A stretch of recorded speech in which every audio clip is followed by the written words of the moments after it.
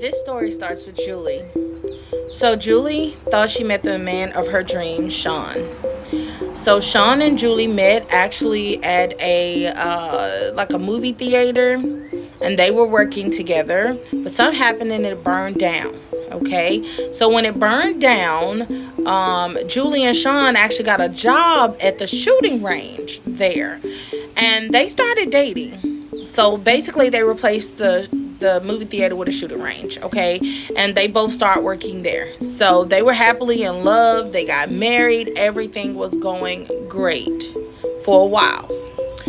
Well, eventually, he was getting more and more agitated, more and more aggressive towards Julie. Now, Sean hadn't put his hands on her before, but certain aggression started happening. So one day, Sean actually hit her. He beat her up pretty bad. Okay, Julie was really hurt. He put his hands around her throat, and he began to strangle her. Julie passed out. When Julie passed out, she woke up and Sean had a pew pew to her head, and he threatened to unalive her. Now, all of this happened in front of her mom. Her mom lives with her as well. So all of this happened in front of the mom. So they call 911. The police come. Nothing happened at that moment, but they decide to go to, because nowadays it's no longer where you can just say something that has to be proven.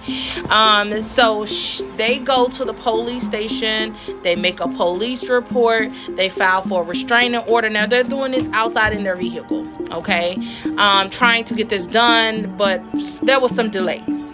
Okay, but finally they were able to go ahead and file the police report. They were able to get a restraining order. So when Sean came into the police station to get served his restraining order, they did not arrest him, even though a warrant had been issued for his arrest. So they checked the system. They said they didn't see a warrant, so they let him go.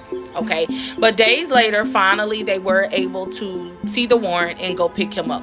They put him in jail. Okay, so when he get into jail, there is a like a reporting that the victims get. Right, you can sign up for it to let you know when your assaulter or your abuser is about to be released.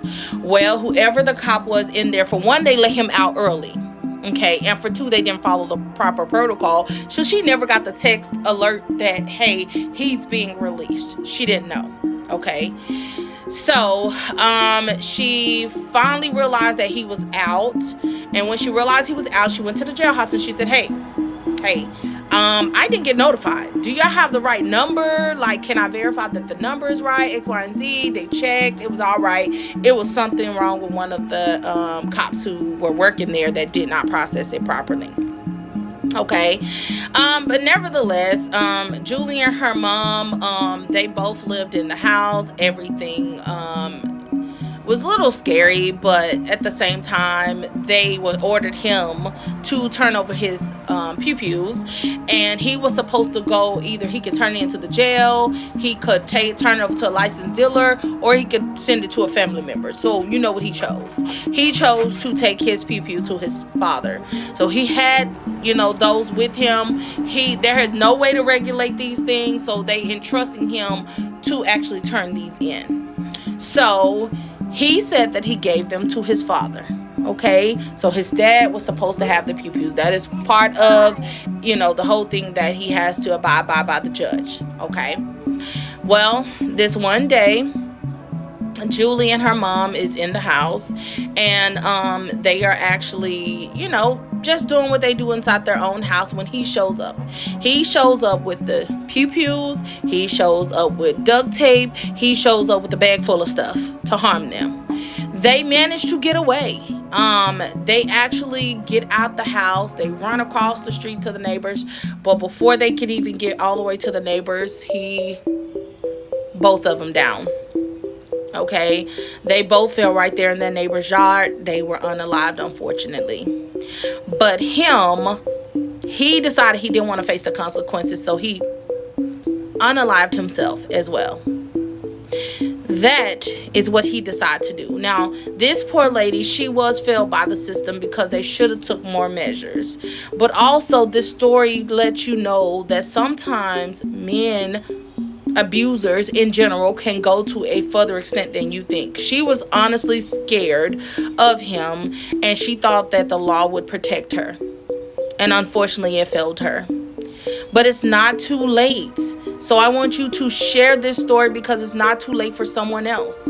Share this story so they can see it. Follow this page so that you can hear more stories like this and see how a person who went through domestic violence, attempted murder, was me. And I'm still going through it.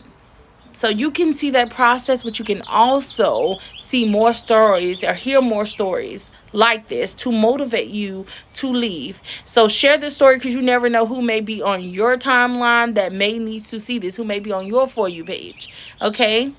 Thank you so much. Bye. Take care.